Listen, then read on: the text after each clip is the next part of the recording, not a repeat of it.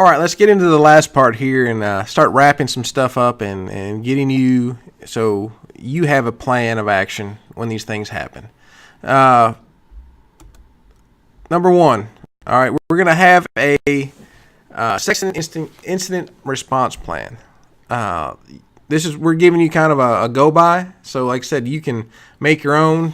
You can do something totally different, or you can modify this to meet your needs. But this is kind of the bare bones of what your plan should be. Is who's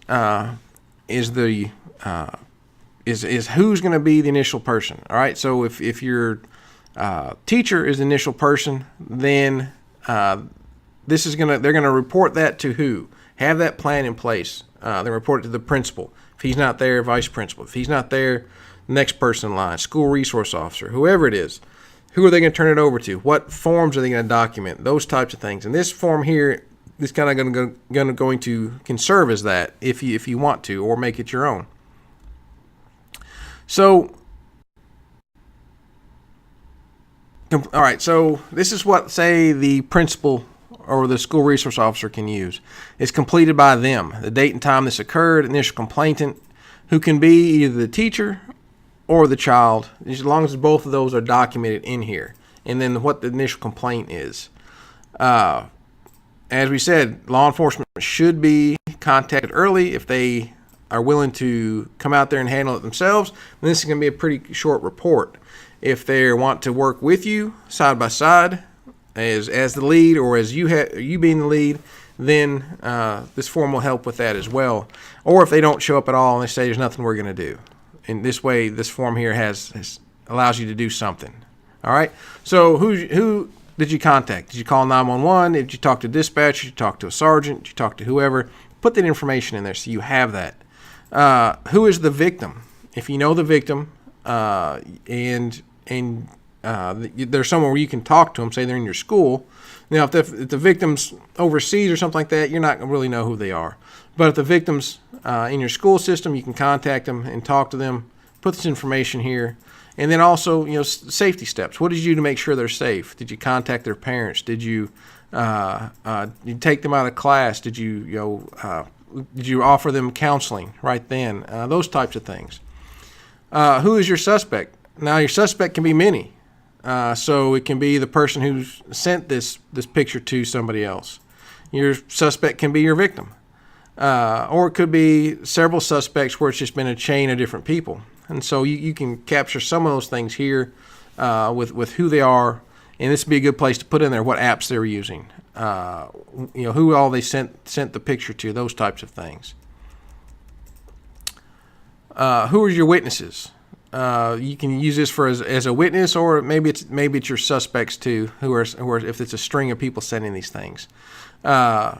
Document the date and time you talked to them, and their name, grade they're in, and then what they said happened, what apps are using, who they received it from, who they sent it to, those types of information that you're going to need if you're on a stand 2 years from now.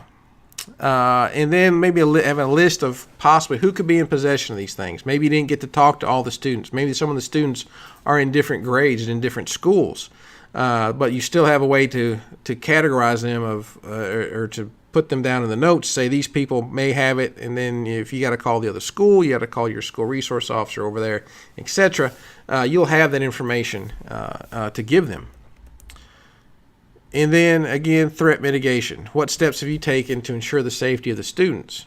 There's some of the students were they arrested? Were they taken out of school? Were they put in school suspension? Were they expelled? Were they sent to alternative school?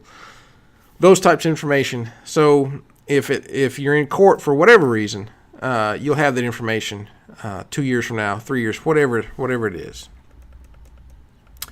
And the last part there is the actual chain of custody, like we talked about. Who you received it from, who you gave it to, and then initial off on those. So school, obviously school you work for, date and time, page if you need several pages because it's been transferred a lot. Date and time would be that you received it, and date and time that you returned or turned it over to somebody. Seized from, if that's the child initially, and then C's by would be you if you're the teacher, and then some information about it. Is it an iPhone, whatever? If you can see the serial number or know how to get the serial number, that's great just to document that. If not, don't worry about it too much. Then if you turn it over, say, to your principal, and the principal receives it, then date and time it was turned over to him would be the received, and then date and time that he or she turned it over to, say, law enforcement, would be the next one there. So the first one is when you receive it, when it's transferred. The second one is the next time it's transferred to somebody else, and then C's from with the name, and C's by whoever's turning it over is the from, whoever receives it the by, and then the item description. And that's a simple chain of custody that you can have. And then if there's any notes on here, say at some point it was turned on by somebody, and there was a picture on Snapchat. They took a picture of it and it disappeared. Well, that'd be a good place for that to go. Something, notes about what happened to the cell phone. As we said, this is a plan to make sure, one, the kids are safe, two, the teachers and administrators know what to do, and they can quickly handle situations, quickly get back to teaching, get back to running the schools to make sure the kids get what they need, their education. So this is kind of a wrap-up for that, and it's a pretty simple form. Pretty simple process, but a lot of information that goes in there, and it can be kind of difficult to go through. So we would love to help you if you want help coming together with your own response plan. We can help you do that. If you want your students trained in how to handle these situations, why not to do it? What happens if you do it? If you do send these pictures? What happens if someone is extorting you online? How do you handle that situation? How do you avoid being in that situation? We'd be happy to help. We've helped well over 4,000 parents, students, and administrators, teachers, counselors, and just this last year alone, and we'll be doing more this coming year in 2019.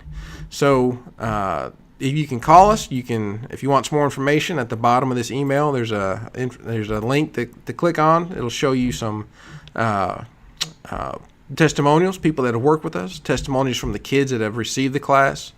And the link there that you click on, that'll take you to, hey, let's set up a discussion call where we actually sit down and talk and say, hey, this is what you need. This is what you all are telling us you need.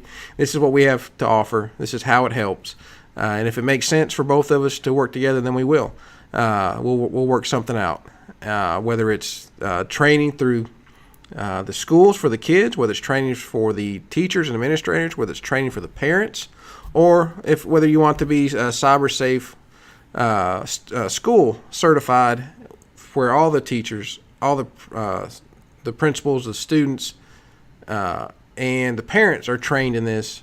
We can work with that too. But just give us a call, give us an email, and we'd love to sit down and talk to you. Again, my name is Mike Lemon from Millstone Labs, and y'all be cyber safe.